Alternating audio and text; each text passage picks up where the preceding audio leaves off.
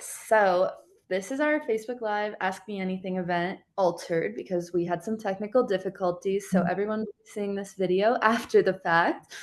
But just a quick introduction, real quick. We are I'm part of an organization called Cooler, and this is a national science funded initiative aimed at developing a learning ecosystem in Northern Colorado to strengthen climate change resiliency. And then we also have some people behind the scenes who help make these events happen. Thank you, Erika, for helping us out with the technology. Usually, today was weird, none of our faults. And my name is Kennedy, and I am an alumni, I guess, now of the University of Northern Colorado, and I was part of Earth Guardians on campus, which is an environmental organization. And today we have Katara Burrola with us, which I'll let them explain their role in a second. But thank you for being here with us today. Of course. Yeah, thanks for having me. I just so that everyone knows that is rewatching the video, I am also an alum to UNC. I was class of 2019, and I absolutely love the school and every single thing that they have taught me, given me over time, and every opportunity I have to give back, I absolutely will, and hope to continue to do as time goes on. So yeah, happy to be here. Yay, that's awesome. So with this event, we hope to help any of our viewers learn more about climate change in Northern Colorado. And usually we welcome audience members to ask any questions that you have during the live, but today you can just post them afterwards and we'll make sure to follow up with any responses or curiosities anyone has. So just to get us started, this is going to be kind of a two-in-one. Can you explain Voices of the Land and your role, and then how it connects with climate change? So take as long as you need, though, because I know you founded it, and I want to hear all about that. So yes, take it away. Of course, yeah. So, well, Voices of the Land is a 501c3 nonprofit based here in Greeley, Colorado. And well, to speak nonprofit language for a second, I will say our mission is to reconnect BIPOC families or families of color to the land and to each other through the cultural stories of our elders. And through that, we hope to secure medicine and food sovereignty, as well as our reconnection, right, to culture and to each other. So ultimately, we are trying to rebuild Earth culture. And well, yeah, you're exactly right. I did found Voices of the Land, and I can talk a little bit about that as well. My grandparents, they actually raised me, and they were migrant workers that were born in South Texas. And growing up, I would always hear stories from my grandparents about what I now know is called the environmental racism that they dealt with, while they were getting sprayed in pesticides while exploited in those fields. And meanwhile, keeping the entire country fed. When I ask my grandparents how they made it through that, how they actually survived, made it through the racism, made it through sometimes being hungry, right, being starving, it's almost such a simple answer that they give me, or it seems so simple, right? They say, pues solamente crecimos todo lo que necesitamos, which means we just grew everything we needed, right? And it was when I went to UNC, when I graduated with my degree in ecology, that I realized plants and community, right? Those are supposedly the first principles of ecological restoration.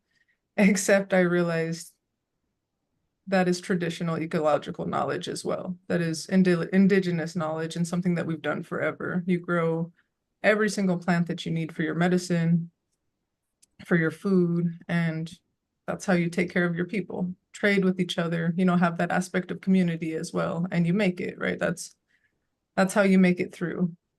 And that paired with the fact that I myself didn't know I was Indigenous. I didn't necessarily know, when I was very young, anyways, I didn't know what the word Indigenous necessarily meant either until I got older and started asking enough questions, of my grandparents and, of course, doing my own work as well to really find out the nitty-gritty about the culture, about that culture that they would always talk about. And then I realized it was, that indigenous side of me, for lack of a better word, was being hidden by my grandparents out of fear, right? Out of fear and shame.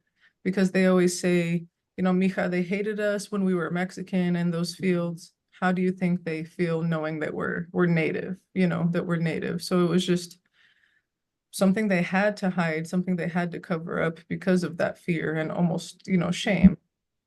I, through, like I said, my own work, my own knowledge, just really trying so hard to bring this back, was finally granted the liberation by my grandmother to understand my own indigeneity, to understand that I look this way, I talk this way, and I practice living this way because we have, for millennia.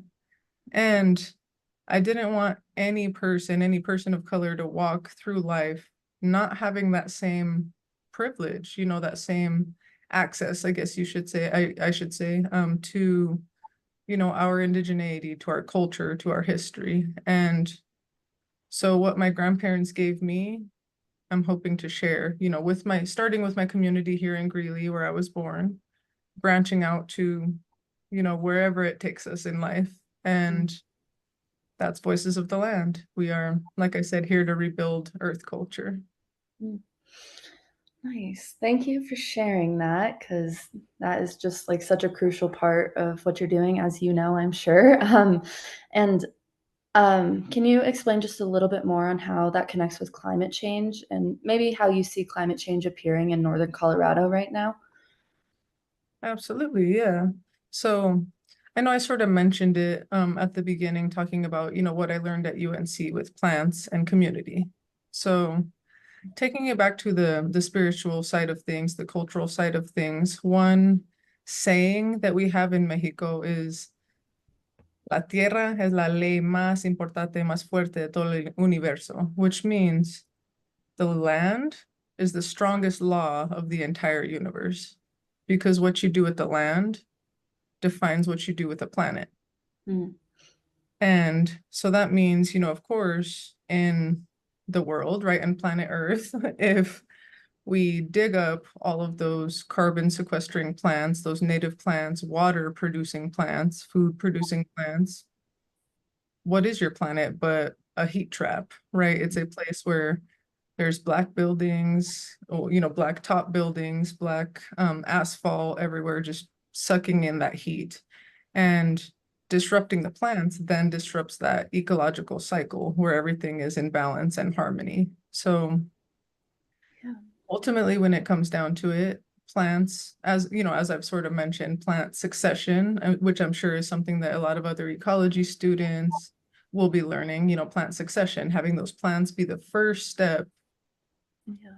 in rebuilding your ecosystem is what we need, right? To once again define our planet Mm. as a land-based and water-based planet. And so caring for, those plants, caring for your land means caring for your ecosystem and therefore caring for your planet.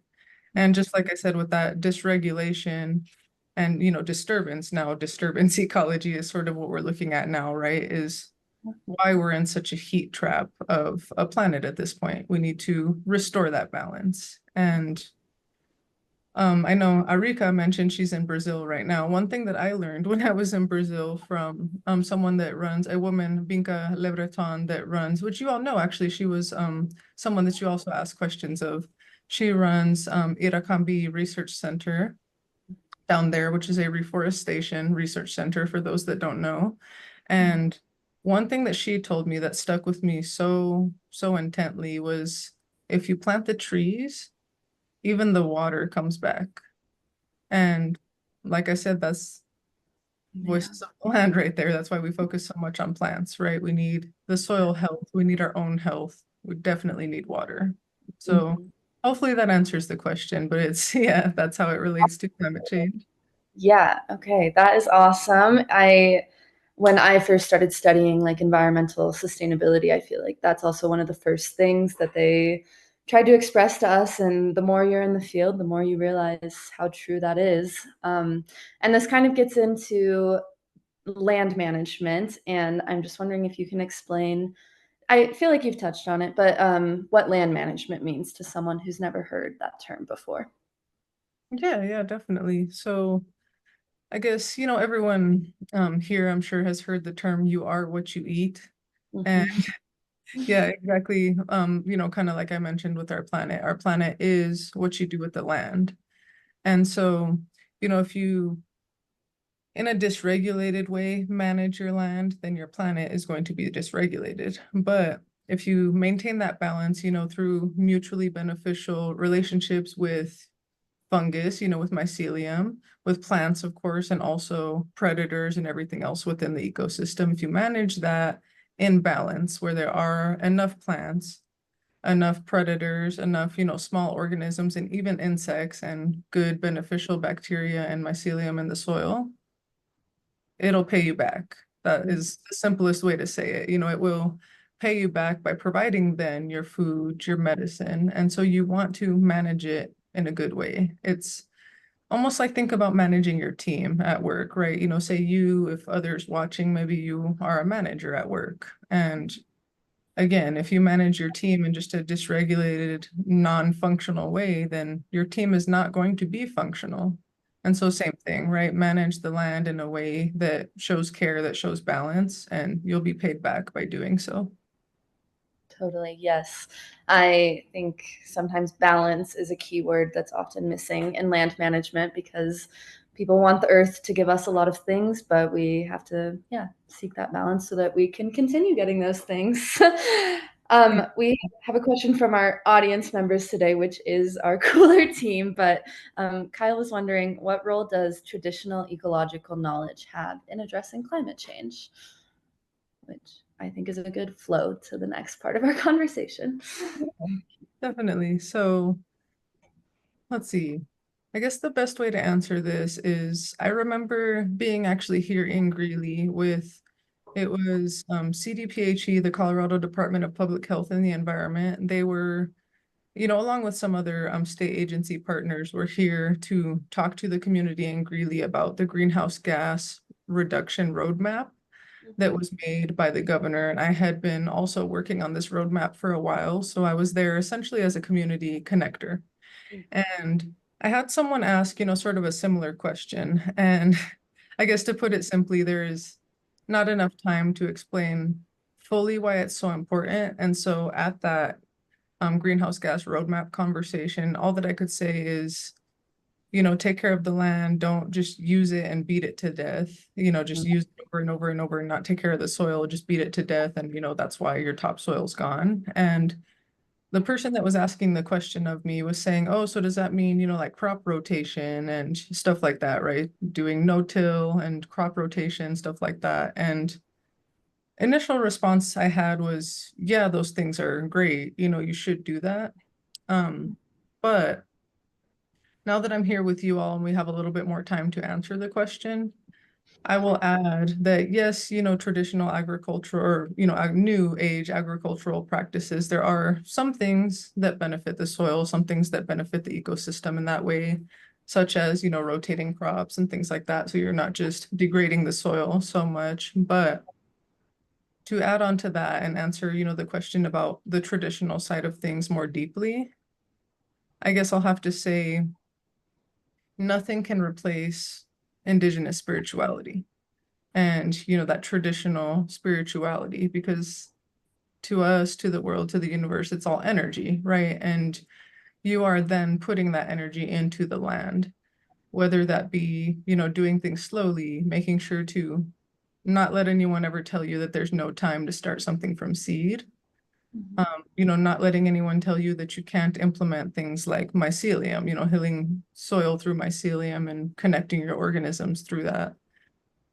Don't let anyone not tell you to sing songs, right? To do your dances, to do whatever it is that you need to do, because there have been studies done time and time again, both, in Brazil in particular and other places in Latino America or even here, there's been studies showing that when indigenous peoples protect the ecosystem, the biodiversity is essentially off the charts in comparison to, other land areas of similar size.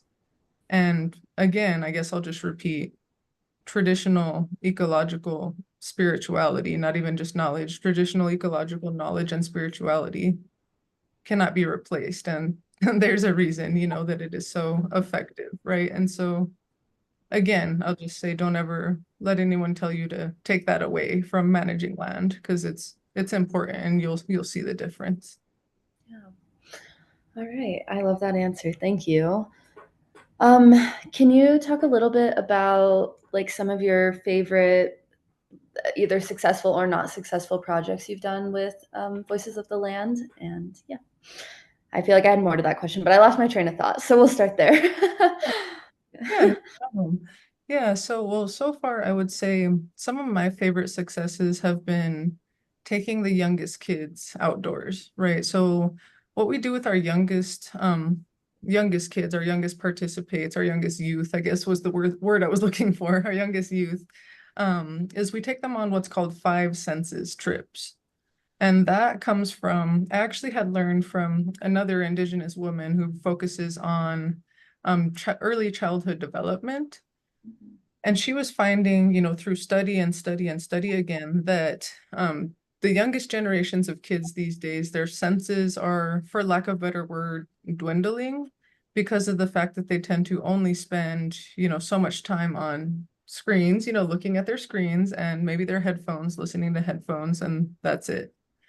Um, and the best way, right, to kind of counter that, the best way that has been shown, to help children through their childhood development and really understand their senses, their reflexes, and really understanding what is, what's dangerous versus what is not, is just allowing them to have some unstructured free play, specifically free outdoor play. And that's, maybe an exercise that we can do even just together with folks that are watching, either, live on the replay or even just with us. If you take a second, just sort of think back. Everyone, if you can just close your eyes for a second and think back, what were some of your first and best memories as a child, right? As a little kid, think back some of your favorite memories as a child. Just sort of take a deep breath, take yourself back there, and just remember what were your favorite spots. And we'll come back to ourselves in a second. One, two, three, and we can open our eyes again. Was that outdoors? Definitely. Yeah. I mean, I can only think of outdoor examples. Yeah. Exactly. See, and that's how, I'm sure everyone that is watching, or most folks that are watching, some of their favorite childhood memories from way back in the day, it was outdoors. And just like I said, that's been some of my favorite successes so far with Voices of the Land is getting kids to experience that again, because like I said, there's a reason for that. That's not only the best way that we develop, but it is how we have developed for millennia, for time immemorial on this planet. It was not only a blue planet, yes, but a very, very green planet. And yeah, so taking kids on these five senses trips has been invaluable because I always have them coming back, saying, I want to do that again. I want to do that again. And through that, like I said, they get to experience their senses. They get to actually, try natural food coming from the ground. They get to just run, smell, a fresh budding flower, touch the rough bark on a tree, whatever it is. We get to Mhm. go back out there and they get to, develop those memories rather than dealing with who knows what, so sort of ailment, anxiety, whatever kind of stress, because they're only, looking at their screens and sort of searching for validation in that way rather than truly being around community.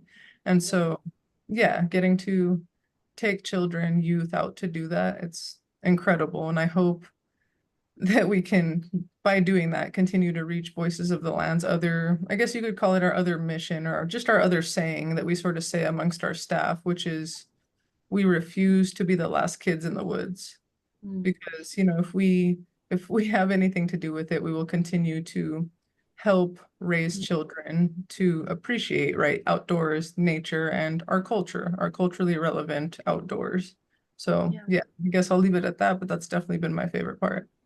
No, that's amazing. And I feel like kids and youth joy is just so contagious that hopefully they're bringing it back to their families too and showing them what you guys have taught them. So, Absolutely. yeah. Okay, I think we have time for maybe one more question. And then maybe if there's anything else you want to talk about that I know today was a little bit short because of our tech difficulties, but let's see. This is a hard one. It's hard to pick one. Maybe what is your favorite piece of wisdom or practice that you've learned through your work? Yeah, we'll go with that. Mm. That one, let's see. That one is kind of a tough one, but it's a good one. I would say probably my absolute favorite piece of wisdom that I learned through my work is, it's going to sound funny at first, but my favorite piece of wisdom is it's not all about you, baby girl. And what, yeah, I guess what I mean by that is, of course, like I said, I have a deep story as to why I even started Voices of the Land, right? And there were so many times that I, just so quickly wanted to give this to people. And I was like, hey, let's do this, let's do this. I know your community needs this because mine does. And that was, I guess, one of my favorite times to sort of get my ego checked by my ancestors, if that makes sense. It was definitely a moment for, yeah, the ancestors to say, slow down. First of all, not everybody is in the same place. Not everybody is in, as deep into their decolonizing journey, their re-indigenizing journey, or, even feeling like they want to be, reconnected to their culture in that way, or to blah, blah, blah, whatever it may be, they may not be in the same place, as you. And that could be because, some folks prefer to reconnect through culture. Some folks, prefer to reconnect through the land, through the plants and that sort of knowledge. Some people prefer to reconnect in community and in community alone, some through dance, some through music. It's not just all about me and what I, think is best, quote unquote, right, for my community. It's, I guess, self-determination, right, is the main North Star that we as Voices of the Land, and I think really any cultural or environmental organization needs to sort of keep as their North Star, is every community should be afforded the right to decide the future that they would like via their own self-determination, right? How do you want to reconnect? Do you want to reconnect? How is it you want to do that? What next steps do you want to take? What do you need? And those are the things, where, like I said, it's nice. It's sometimes it's difficult, especially in the moment, getting your ego checked by, your ancestors, by your community or what have you. But gosh, is it worth it? That's, something that I will say, because once you learn, then right, the proper next steps to take to help your people and to help your people help themselves and help others. And so, yeah, definitely my best piece of wisdom that I've learned so far in 4 years of this work. And something I'll definitely always gently try to share with others as well. Is it's not all about you, baby girl. Yeah, so well said. Yeah. For anyone who is looking to get involved with Voices of the Land and like your mission statement, is there any outlets you have that you'd like to share for people right now or Yeah, resources? Yeah. definitely, yeah. So, one of the main places that we like to share what we're doing is at least on social media for sure. And that's partly because we're, of course, trying to reach the youth and younger generations. So for anyone that has Instagram, we're Voices of the Land with a period in between every word. So just voices, period, of period, keep going, Voices of the Land. And Facebook, it's Voices of the Land as well. Our website is voicesoftheland.earth. So www.voicesoftheland.earth. So you can, check for that at any point, just kind of check to see what we're doing there. That's a good, definite resource to join any of our activities. Other than that, let's see, coming up, actually this Sunday on June 23rd here in Greeley, we are doing a culture walk. What a culture walk is essentially just an opportunity for us as people of color to join together and talk about the culturally relevant and environmentally sound future that we'd like to birth together. And that is happening this Sunday. We're going to start at Mirasol, actually, the family at Mirasol. We're going to join them and sort of, walk around some of the parks, walk around Archbeck Park, Lincoln Park, and, back to Mirasol, just so we can really take a walk within our community to talk about the strawberry full moon that's coming up, Indigenous representation there as well, and yeah, really just reconnecting and repairing the relationship to indigeneity that exists here in Greeley, because we realized all of us together there is a need for slowing down in that aspect as well, and really just bringing community in to start that conversation. So that is happening Sunday. And second weekend of July, we are actually also going to start Nahuatl language classes at Al Frente de la Lucha here in Greeley, Colorado. And so, yeah, you can always join up with that. Like I said, watch out for our social media. Other than that, you'll find us definitely at other summer events happening in Greeley, Aurora, and sometimes in Denver as well. You'll see us setting up tables and handing out, whether it be soil test or even just sign up sheets to get folks, to and choose, whatever part of our programming they'd like to be involved in. You'll see us around and, definitely don't feel free to reach out. I promise I am much nicer than my face may look because I always look kind of angry. No, you're amazing. And yeah, thank you for sharing that. And I'm sure, well, I know I would, and the team of Cooler would love to have you back when we don't have technical difficulties too, because there were so many more questions I had for you, and I know community members do too.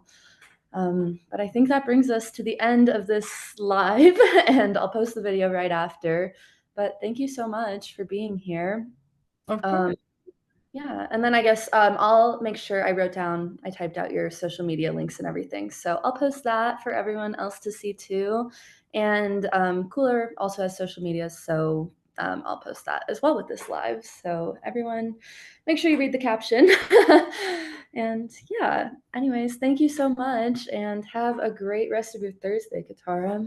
You too. Thank you so much, Kennedy, and take care. I'm so glad, that you're doing this, all the work that you're doing with Cooler, the whole Cooler team, really. I just appreciate and love you all so much just for everything that you're doing for our community. So yeah, take care and thank you again for having us. Thank you.